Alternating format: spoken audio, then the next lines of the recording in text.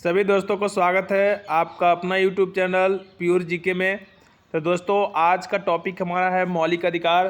तो चलिए टॉपिक को शुरू करते हैं।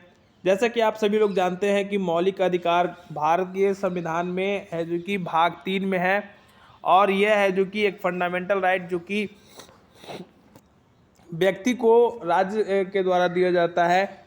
तो सबसे पहले हम लोग समझते हैं कि यह जो संवैधानिक अधिकार जो है मौलिक अधिकार, यह कहाँ से लिया गया है। तो यह है जो कि संयुक्त राज्य अमेरिका से लिया गया है। अब आपसे क्वेश्चन पूछा जा सकता है कि मौलिक अधिकार किस राज्य से या किस देश से लिया गया था, तो आपको बताना होगा संयुक्त राज्य अमेरिका। ओके चलिए आगे बढ़ते हैं।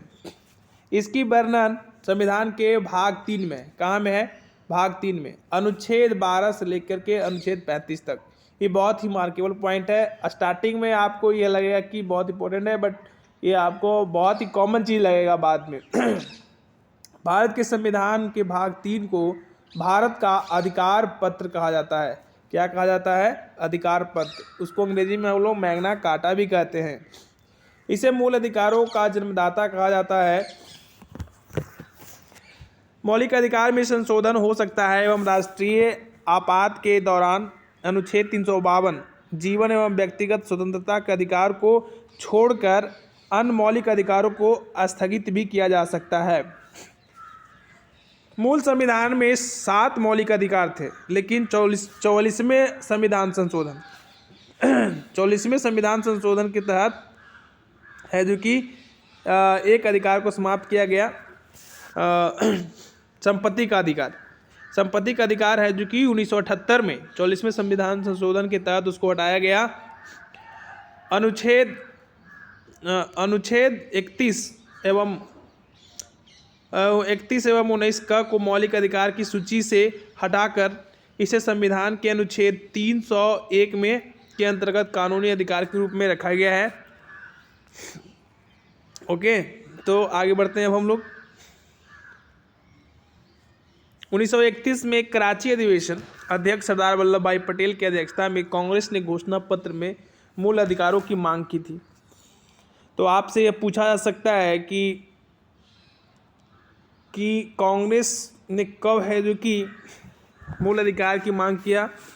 तो 1931 में कराची अधिवेशन में है जो कि सरदार वल्लभ भाई की अध्यक्षता में कांग्रेस ने एक घोषणा पत्र जारी किया, उसमें मूल अधिकार की मांग की गई। मूल अधिकारों का प्रारूप जवाहरलाल नेहरू ने बनाया था। अब हम लोग समझते हैं कि हमारा जो मूल अधिकार जो है वो कितने हैं। तो आपको बता दिया कि मूल अधिकार 6 हैं।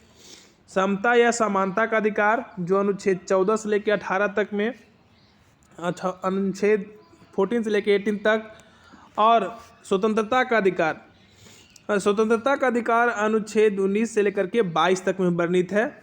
शोषण के विरुद्ध अधिकार अनुच्छेद 23 से लेकर के 24 तक। धार्मिक स्वतंत्रता का अधिकार अनुच्छेद 25 से लेकर 28 तक। सांस्कृतिक और शिक्षा संबंधी अधिकार अनुच्छेद 29 से लेकर के 30 तक। संवैधानिक उपचार का अधिकार अनुच्छेद 32।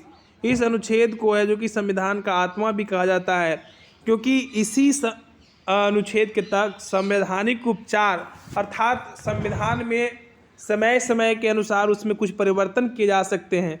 इसलिए कहा जाता है कि संविधान एक क्या है, जिंदा डॉक्यूमेंट है। ओके, अब हम लोग आगे बढ़ते हैं।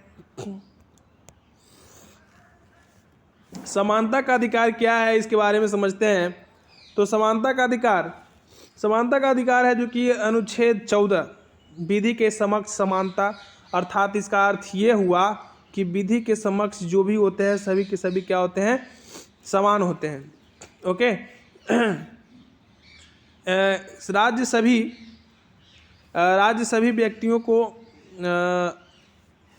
व्यक्तियों के लिए एक समान कानून बनाएगा तो उन पर एक समान लागू करेगा।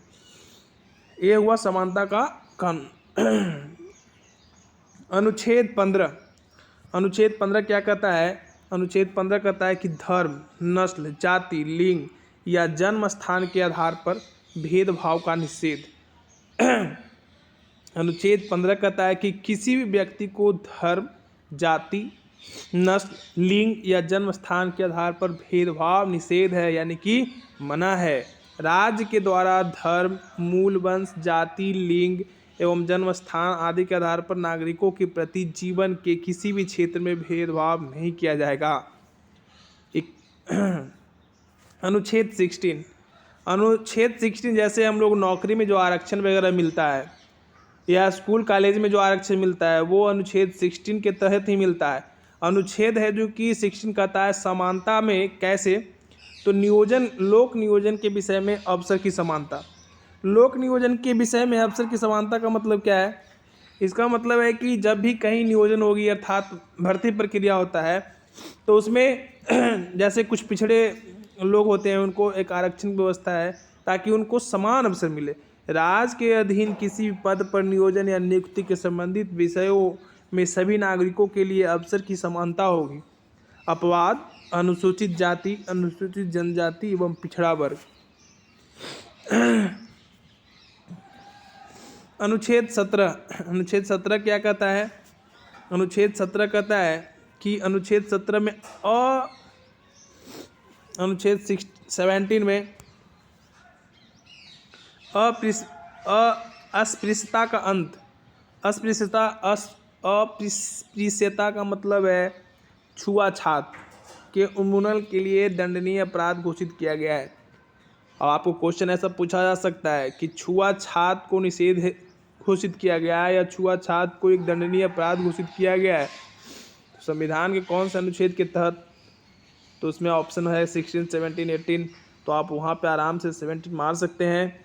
तो इस प्रकार से यह बहुत ही इंपॉर्टेंट क्वेश्चन बन जाता है। चलिए अब आगे हम लोग देखते हैं आगे क्या है। कह रहा है कि अनुच्छेद 18 उपाधियों का अंत। सेना या विद्या संबंधी सम्मान के सिवाय कोई भी उपाधि राज्य द्वारा प्रदान नहीं की जाएगी। भारत का कोई नागरिक किसी अन्य देश से बिना राष्ट्रपति की अनुमति या आज्ञा के कोई उपाधि स्वीकार नहीं करेगा।